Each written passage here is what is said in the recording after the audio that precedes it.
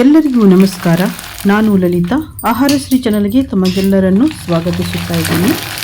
ಇವತ್ತು ನಾನು ಹಬೆ ಹಪ್ಪಳ ಅಥವಾ ಉಗಿ ಹಪ್ಪಳ ಇದನ್ನು ಮಾಡೋದು ಹೇಗೆ ಅಂತ ತೋರಿಸಿಕೊಡ್ತಾ ಇದ್ದೀನಿ. ಇದನ್ನು ತುಂಬ ಸುಲಭವಾಗಿ ನಾವು ಮಾಡ್ಕೋಬೋದು. ಹಾಗಿದ್ರೆ ಬನ್ನಿ ಈ ಹಪ್ಪಳ ಮಾಡೋದು ಹೇಗೆ ಅಂತ ನೋಡೋಣ. ಇಲ್ಲಿ ನೋಡಿ, ನಾನು 2 ಗ್ಲಾಸ್ನಷ್ಟು ಅಕ್ಕಿ ಮೊದಲೇ ನಾನು ಇದನ್ನು 3 ದಿನ ನೆನೆಸಿ ತಗೊಂಡಿದ್ದೀನಿ. ಅಂದರೆ 3 ದಿನ ನಾವು ಅಕ್ಕಿಯನ್ನು ನೆನೆಸಿದಾಗ ಪ್ರತಿದಿನ ನಾವು ಇದರಲ್ಲಿ ನೀರನ್ನು ತೆಗೆದು ಬೇರೆ ನೀರನ್ನು ಹಾಕಿ ಇಡಬೇಕಾಗತ್ತೆ. 3 ದಿನ ಆದ ನಂತರ 4ನೇ ದಿನಕ್ಕೆ ನಾನು ಈ ಅಕ್ಕಿಯನ್ನು ತಗೊಂಡು ಈ ಅಕ್ಕಿಯಲ್ಲಿ ಮತ್ತೆ ನೀರು ಹಾಕಿ ನಾವು ಕ್ಲೀನಾಗಿ ಅಕ್ಕಿಯನ್ನು ಮತ್ತೆ ಸ್ವಲ್ಪ ನಾವು ತೊಳಿಬೇಕಾಗತ್ತೆ. ತೊಳೆದಾದ ನಂತರ ನಾವು ಇದನ್ನು ನೀರನ್ನು ಬಸಿದು ಅದನ್ನು ನಾವು ಒಂದು ಕಾಟನ್ ಬಟ್ಟೆ ಮೇಲೆ ಇದನ್ನು ಆರಲಿಕ್ಕೆ ಹಾಕಬೇಕು. ನೆರಳಲ್ಲಿನೇ ಆರಲಿಕ್ಕೆ ಹಾಕಬೇಕಾಗತ್ತೆ. ಇವಾಗ ನೀರು ಇಲ್ಲಿ ಒಂದು ಸಾನಿಗೆ ತಗೊಂಡು ಅದರಲ್ಲಿ ಹಾಕಿ ಅಕ್ಕಿಯನ್ನು ನೀರೆಲ್ಲ ಬಸಿದು ತಗೊಳ್ತೀನಿ. ಒಂದು 15 ನಿಮಿಷ ಇಟ್ಟರೆ ಸಾಕು, ಎಲ್ಲ ನೀರು ಹೋಗುತ್ತೆ.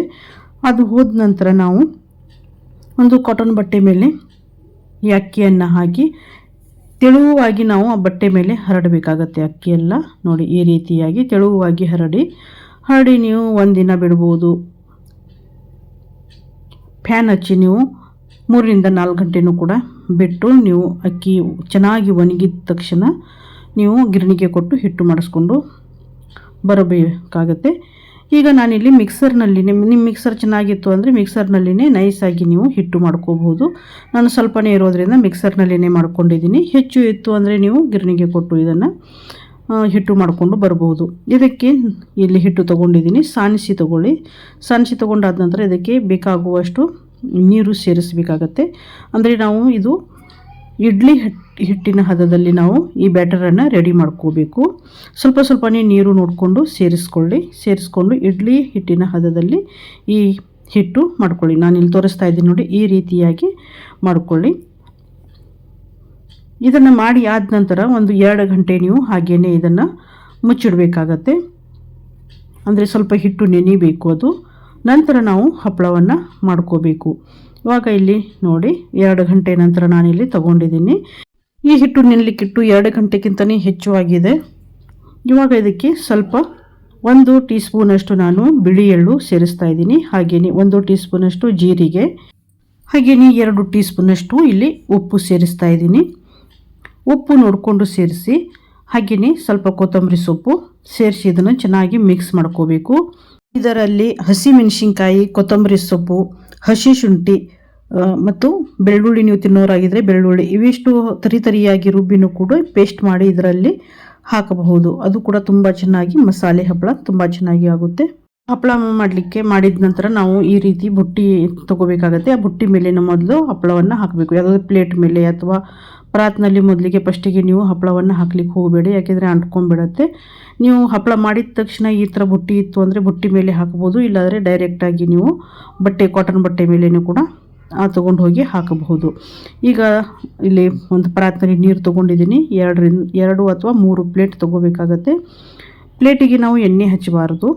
ಮತ್ತು 1 ಸ್ಪೂನ್ ತೊಗೊಂಡಿದ್ದೀನಿ. ಈ ಸ್ಪೂನ್ನಿಂದನೇ 1 ಸ್ಪೂನಷ್ಟು ನಾವು ಇಲ್ಲಿ ಬ್ಯಾಟರ್ ಹಾಕಿದರೆ ಒಂದು ಹಪ್ಪಳ ಕರೆಕ್ಟ್ ಆಗುತ್ತೆ. ಇದಕ್ಕಿಂತ ಹೆಚ್ಚು ತೊಗೊಳ್ಳಿಕ್ಕೆ ಹೋಗಬೇಡಿ. ಅದು ತೊಗೊಂಡ್ರೂ ಪರವಾಗಿಲ್ಲ, ಆದರೆ ಸ್ವಲ್ಪ ಹಪ್ಪಳ ದಪ್ಪ ಆಗುತ್ತೆ. ನಿಮಗೆ ದಪ್ಪ ಹಪ್ಪಳ ಬೇಕು ಅಂದರೆ ನೀವು ಸ್ವಲ್ಪ ಹೆಚ್ಚು ಕೂಡ ಈ ಹಿಟ್ಟು ಹಾಕ್ಬೋದು.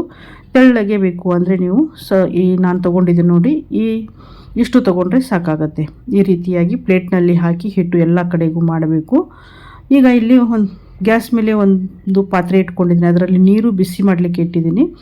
ನೀರು ಬಿಸಿ ಆದ ನಂತರ ಚೆನ್ನಾಗಿ ಕುದೀತಾ ಇರಬೇಕು. ಅದರ ಮೇಲೆ ಈ ಪ್ಲೇಟನ್ನು ಇಡಬೇಕು. ಪ್ಲೇಟನ್ನು ಇಟ್ಟು ಇವಾಗ ಪ್ಲೇಟ್ ಇಟ್ಟ ನಂತರ ಇಲ್ಲಿ ಸ್ವಲ್ಪ ನೋಡಿ ಕಲರ್ ಚೇಂಜ್ ಆಗುತ್ತೆ. ಸ್ವಲ್ಪ ಡ್ರೈ ಆಗುತ್ತೆ, ವೈಟ್ ಆಗ್ತಾ ಇರುತ್ತೆ ನೋಡಿ. ಇಲ್ಲಿ ಕಾಣಿಸ್ತಾ ಇದೆ ನೋಡಿ, ಈ ರೀತಿಯಾಗಿ ಸ್ವಲ್ಪ ಡ್ರೈ ಆಗುತ್ತೆ. ಆವಾಗ ನಾವು ಈ ಪ್ಲೇಟನ್ನು ತಿರುಗಿಸಿ ಹಾಕಬೇಕು. ಈ ರೀತಿಯಾಗಿ ಮುಚ್ಚಬೇಕು. ಪೂರ್ತಿ ಒಣಗಲಿಕ್ಕೆ ಕೊಡಬೇಡಿ, ಬಿಳಿ ಆಗಬಾರ್ದು. ಸ್ವಲ್ಪ ಬಿಳಿ ಆಗ್ತಾ ಇದೆ ಅನ್ನುವಾಗ ನಾವು ಪ್ಲೇಟನ್ನು ಮುಚ್ಚಬೇಕು. ಆ ಪ್ಲೇಟನ್ನು ಮುಚ್ಚಿ ಈ ಕಡೆ ಇನ್ನೊಂದು ಪ್ಲೇಟನ್ನು ರೆಡಿ ಮಾಡ್ಕೋಬೇಕು. ಆ ಕಡೆ ಒಂದು ಪ್ಲೇಟ್ ಇಡಬೇಕು, ಈ ಕಡೆ ಇನ್ನೊಂದು ಪ್ಲೇಟನ್ನು ರೆಡಿ ಮಾಡಬೇಕು. ಇದೇ ರೀತಿ ಮಾಡಬೇಕಾಗತ್ತೆ. ನಂತರ ಒಂದು 2 ನಿಮಿಷಕ್ಕಿಂತ ಸ್ವಲ್ಪ ಹೆಚ್ಚು ನೀವು ಬೇಯಿಸ್ಕೋಬೇಕಾಗತ್ತೆ. 2 ನಿಮಿಷಕ್ಕಿಂತ ಕಡಿಮೆ ಬೇಯಿಸ್ಲಿಕ್ಕೆ ಹೋಗಬೇಡಿ, ಯಾಕೆಂದರೆ ಅದು ಸರಿಯಾಗಿ ಬೇಯಲ್ಲ ಹಪ್ಪಳ. 2 ನಿಮಿಷಕ್ಕಿಂತ ಹೆಚ್ಚು ಕೂಡ ನೀವು ಬೇಯಿಸ್ಕೋಬೋದು, 2.5 ನಿಮಿಷ ಕೂಡ ಬೇಯಿಸ್ಕೋಬೋದು. ಇದು ಈ ಪ್ಲೇಟನ್ನು ತೆಗೆದು ನಾವು ಈ ನೀರಿನಲ್ಲಿ ಇಡಬೇಕು, ಸ್ವಲ್ಪ ತಣ್ಣಗಾಗಬೇಕು. ತಣ್ಣಗಾದ ನಂತರ ಹಪ್ಪಳ ಚೆನ್ನಾಗಿ ಬರುತ್ತೆ. ಇವಾಗ ಇನ್ನೊಂದು ಪ್ಲೇಟಲ್ಲಿ ರೆಡಿ ಮಾಡಿದ್ದೀವಲ್ಲ, ಆ ಪ್ಲೇಟನ್ನು ಇಲ್ಲಿ ಇಟ್ಟಿದ್ದೀನಿ. ಇದು ಕೂಡ ಅಷ್ಟೇ ನೋಡಿ, ಇಲ್ಲಿ ಸ್ವಲ್ಪ ಡ್ರೈ ಆಗ್ತಾ ಇದೆ ಅನ್ನುವಾಗ ನಾವು ಪ್ಲೇಟನ್ನು ತಿರುಗಿಸಿ ಹಾಕಬೇಕು. ಇದು 2ರಿಂದ 2.5 ನಿಮಿಷ ನಾವು ಇಡ್ತೇವಲ್ಲ, ಆವಾಗ ಈ ಹಪ್ಪಳವನ್ನು ನಾವು ತೆಗಿಬೇಕಾಗುತ್ತೆ. ಇದರಲ್ಲಿ ಸ್ವಲ್ಪ ನೀರನ್ನು ಹಾಕಿ ಈ ರೀತಿ ಮಾಡಿ, ನೀವು ಬೇಕಿದ್ರೆ ಸೂಜಿ ತಗೊಂಡು ಈ ರೀತಿಯಾಗಿ ಸೂಜಿಯಿಂದನೂ ಕೂಡ ತೆಗಿಬಹುದು. ಸೂಜಿಯಿಂದ ನಿಮಗೆ ಅಷ್ಟೊಂದು ಸರಿಯಾಗಿ ತೆಗಿಲಿಕ್ಕೆ ಆಗಲಿಲ್ಲ ಅಂದರೆ ನೀವು ಸ್ಪೂನ್ ತಗೊಂಡು ಸ್ಪೂನಿನ ಹಿಂಭಾಗದಿಂದನೂ ಕೂಡ ನೀವು ತೆಗಿಬಹುದು. ಇಲ್ಲಿ ನೋಡಿ, ಸೂಜಿಯಿಂದ ನಾನು ತೆಗೆಯೋದನ್ನು ತೋರಿಸ್ತಾ ಇದ್ದೀನಿ. ಸೂಜಿಯಿಂದ ಸ್ವಲ್ಪ ತೆಗೆಯೋದು ನಿಮಗೆ ಕಷ್ಟ ಅನ್ನಿಸ್ಬಹುದು.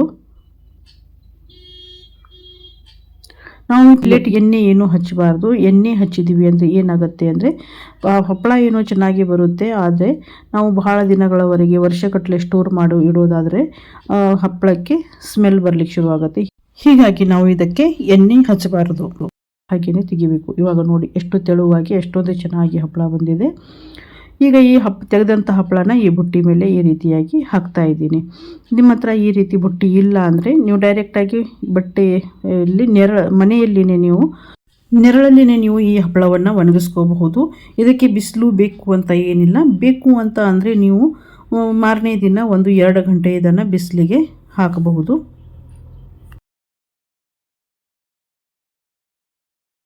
ಇಲ್ಲಾಂದರೆ ನೆರಳಲ್ಲಿನೇ ಚೆನ್ನಾಗಿ ಗರಿ ಆಗುತ್ತೆ ಹಪ್ಪಳ, ಅಷ್ಟು ಚೆನ್ನಾಗಿ ಒಣಗುತ್ತೆ ಹಪ್ಪಳ. ಇದು ತೆಗೆದಾದ ನಂತರ ಪ್ಲೇಟನ್ನು ಒಂದು ಸಲ ತೊಳಿಬೇಕು.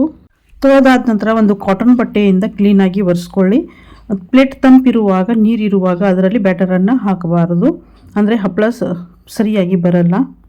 ಪೂರ್ತಿಯಾಗಿ ಕ್ಲೀನಾಗಿ ಒರೆಸ್ಕೊಂಡು ಈ ಬ್ಯಾಟರನ್ನು ಹಾಕಿ ಈ ರೀತಿಯಾಗಿ ಮಾಡ್ಕೊಳ್ಳಿ.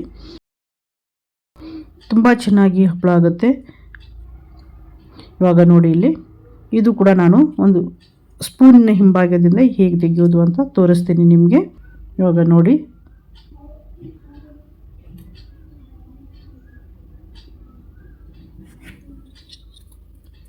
ತುಂಬ ಈಸಿಯಾಗಿ ನಾವು ಈ ಹಪ್ಪಳವನ್ನು ಮಾಡಬಹುದು. ಸಿಂಪಲ್ ರೆಸಿಪಿ ಇದು. ನೀವು ಯಾವ ಅಕ್ಕಿ ಬೇಕಾದ್ರೂ ತೊಗೋಬೋದು, ರೇಷನ್ ಅಕ್ಕಿ ಯಾವ ಅಕ್ಕಿ ಬೇಕಾದ್ರೂ ತೊಗೋಬೋದು. ಇವಾಗ ನೋಡಿ ಎಷ್ಟು ನೀಟಾಗಿ ಎಷ್ಟೊಂದು ಚೆನ್ನಾಗಿ ಹಪ್ಪಳ ಬಂದಿದೆ ಅಂತ. ಇದೇ ರೀತಿ ನಾವು ಎಲ್ಲ ಹಪ್ಪಳನೂ ಮಾಡಿಕೊಂಡು, ಈಗ ನೋಡಿ ಇಲ್ಲಿ ಒಂದು ಟೇಬಲ್ ಮೇಲೆ ಒಂದು ಕಾಟನ್ ಬಟ್ಟೆ ಹಾಕಿ ನಾನಿಲ್ಲಿ ಹಾಕ್ತಾ ಇದ್ದೀನಿ. ನೀವು ಇದಕ್ಕೆ ಫ್ಯಾನನ್ನು ಹಚ್ಚಿ ಫ್ಯಾನ್ ಕೆಳಗಡೆ ಬೇಕಾದ್ರೂ ಹಾಕ್ಬೋದು, ಅಥವಾ ವಿಂಡೋ ಪಕ್ಕದಲ್ಲಿನೂ ಕೂಡ ಈ ಹಪ್ಪಳವನ್ನು ಹಾಕಿ ಒಣಗಿಸ್ಬೋದು. ತುಂಬ ಚೆನ್ನಾಗಿ ಒಣಗುತ್ತೆ. ಇವಾಗ ಇಲ್ಲಿ ಎಲ್ಲ ಹಪ್ಪಳನೂ ನಾನು ಹಾಕಿದ್ದೀನಿ. ಇವಾಗ ನೀವು ನೋಡಿ ಇಲ್ಲಿ ಮಾರನೇ ದಿನ ನೋಡಿ ಎಷ್ಟೊಂದು ಚೆನ್ನಾಗಿ ಗರಿಯಾಗಿ ಹಪ್ಪಳ ಬಂದಿದೆ ಅಂತ ತೋರಿಸ್ತೀನಿ ನಿಮಗೆ. ನೀವು ಇಲ್ಲಿ ಕೇಳಬಹುದು, ಮನೆಯಲ್ಲಿನೇ ನೋಡಿ ಎಷ್ಟೊಂದು ಚೆನ್ನಾಗಿ ಒಣಗಿದೆ ಹಪ್ಪಳ ಅಂತ. ಈ ರೀತಿ ಹಪ್ಪಳ ಒಣಗಿದರೆ ಸಾಕು. ಇವಾಗ ಇದು ಬಿಸಿಲಿಗೆ ಹಾಕಿ 1-2 ಗಂಟೆ ನಾನು ಬಿಸಿಲಿಗೆ ಹಾಕಿ ಹಪ್ಪಳನ ತೊಗೊಂಡಿದ್ದೀನಿ. ಚೆನ್ನಾಗಿ ಗರಿಯಾಗಿದೆ. ಈಗ ನಾವು ಇದನ್ನು ಕರೆದು ತೋರಿಸ್ತೀನಿ ನಿಮಗೆ ಹೇಗಾಗಿದೆ ಅಂತ ನೋಡೋಣ. ಈ ವಿಡಿಯೋ ನಿಮಗೆ ಇಷ್ಟ ಆಯಿತು ಅಂದರೆ ಒಂದು ಲೈಕ್ ಕೊಡಿ, ಹಾಗೆಯೇ ನಿಮ್ಮ ಅನಿಸಿಕೆಗಳನ್ನು ಕಮೆಂಟ್ ಮಾಡಿ. ಹಾಗೆಯೇ ಇನ್ನಷ್ಟು ಸುಲಭವಾಗಿ ಮಾಡುವಂಥ ಅಡುಗೆಗಳನ್ನು ನೋಡಲಿಕ್ಕೆ ಆಹಾರಶ್ರೀ ಚಾನಲನ್ನು ಸಬ್ಸ್ಕ್ರೈಬ್ ಮಾಡಿ.